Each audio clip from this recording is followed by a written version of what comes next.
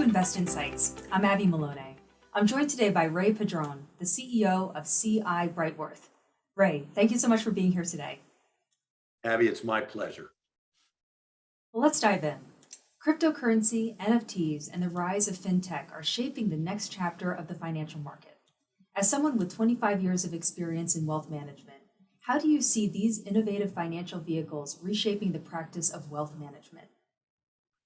Abby, that's a really good question. And it's actually one that many clients are starting to ask as the world watches what's been happening to Bitcoin and Ethereum and many of the other digital currencies that are out there.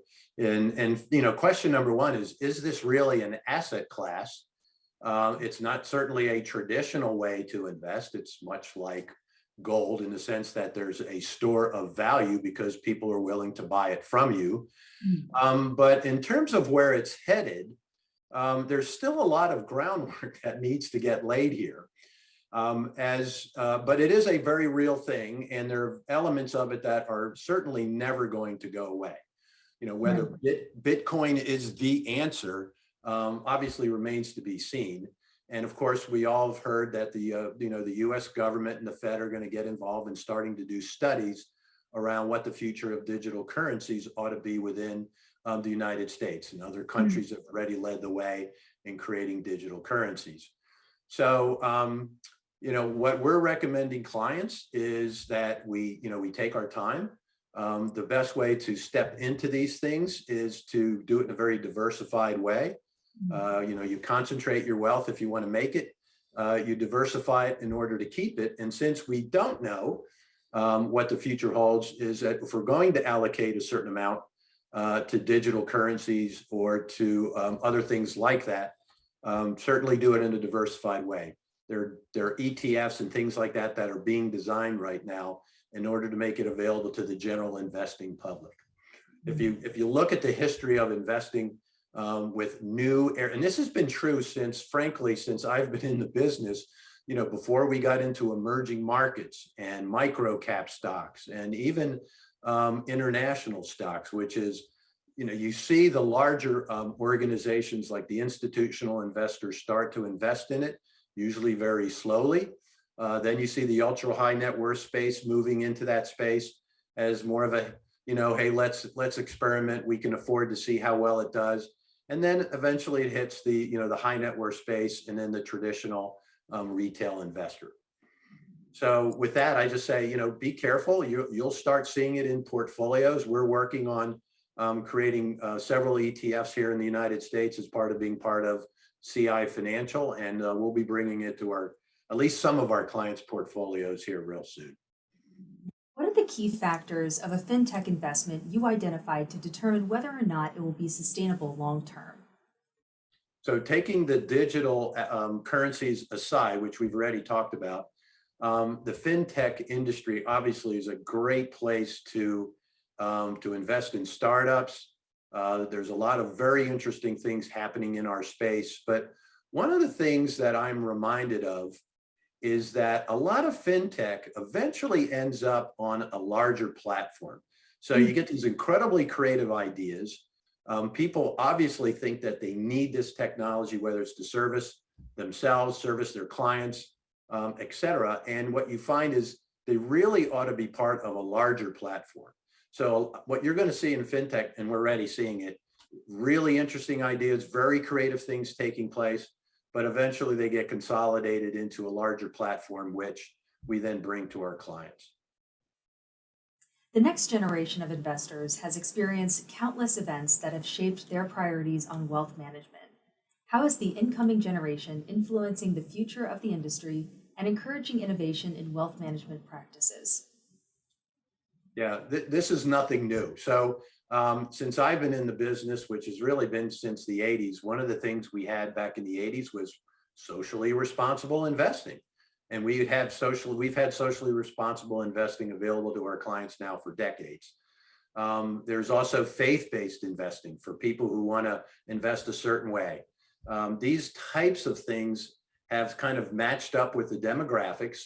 And now what we're seeing is a different way of expressing our values in how we invest. So again, nothing new. What's new is that because of the fintech industry, we'll be able to do this in very customized ways for our clients. So how we do ESG investing, for example, which is about environment, socially responsible, and governance, can be very uniquely designed for a particular individual.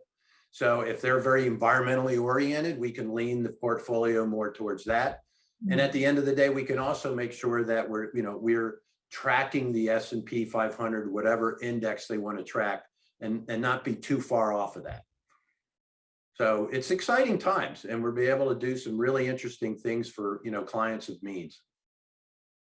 There is an unprecedented amount of capital in the economy, resulting in greater saturation of markets and assets. At the same time, the past few years have shown great global uncertainty, with events such as the pandemic and the Ukrainian-Russian war. Aside from cryptocurrencies, what creative avenues and asset classes are investors exploring to maintain long-term, stable returns? Well, like I said earlier, you diversify in order to maintain your wealth. You can't, unless you've got a crystal ball that I've never seen, and know when to get out and when to get back in. The best way is to diversify your portfolio. And at the same time, watching what's going on from a capital flows macro level. We've watched over the last 25 years, we went from 8,000 publicly held companies down to below 4,000. Now it's back up to somewhere around 6,000 public companies because we've put a lot of money into our economy. Whether you agree on whether that's a good idea or not, it's made capital available. The private equity markets have matured.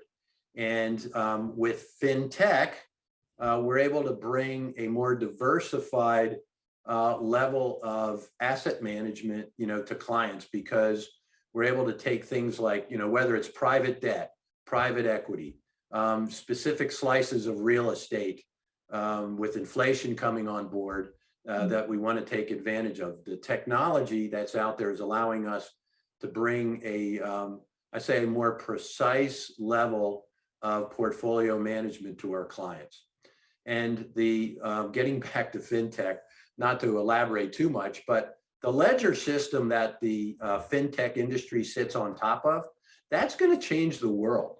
The amount of money that's being made right now, just sitting in the float at banks and in trade and everything else, that's going to start to go away with the ledger system. And how capital gets raised and how it moves around the world and how it gets invested, it's going to change. And unless you have scale, it's going to be hard to get access to that to your clients. Well, to round out today's discussion on creativity, what are some unique ways you are fostering creative thinking across CI Brightworth? Yeah, thank you. And some of this we've been doing actually for a long time. And in some of the things we're doing, we've really just kind of brought in over the last 3 or 4 years. One of the things we've always done is being part of a study group as a wealth advisor is, I think, just incredibly invaluable. And there's a lot of way our industry networks with each other as we go to these large conferences. But the study groups tend to be a little bit more intimate, and you share a little bit more. Obviously, you're not going to have somebody who you're competing with down the street in the same study groups, but what a firm's doing in Chicago or Dallas or New York, we want to hear about, and they come up with ideas, they share ideas, we share ideas. That's one way. Another thing that we've done is we have an actual client experience committee, and you want to call it a committee, but it's within the firm. It's across all the offices. It's also across all generations and across the different departments, where we talk about what exactly is the client experience, what can we do to change it, to improve it, and it's down to even the really small things.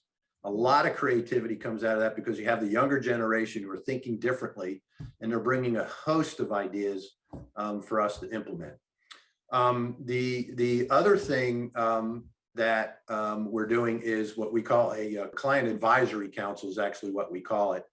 And we do that across our different types of clients, our different client sizes. And we actually sit down and talk to them. How was your experience in coming on board to CI Brightworth? Your initial financial review, the implementation, what are things that we can do differently and better? And, clients are actually a great source of, boy, here's some ideas that, I applied over in, say, for us in Coca-Cola that you guys could use in the financial services industry. And we'll sit there and go, man, we never thought of that. Very interesting indeed. Well, thank you so much, Ray. Abby, thank you for having me. I appreciate it. Absolutely. That was Ray Padron, the CEO of CI Brightworth. If you enjoyed this video, don't forget to like and subscribe to our channel to hear more CEOs and thought leaders share their opinions and advice on today's business climate. Until next time, I'm Abby Malone, and this has been Invest Insights. Thank you for tuning in.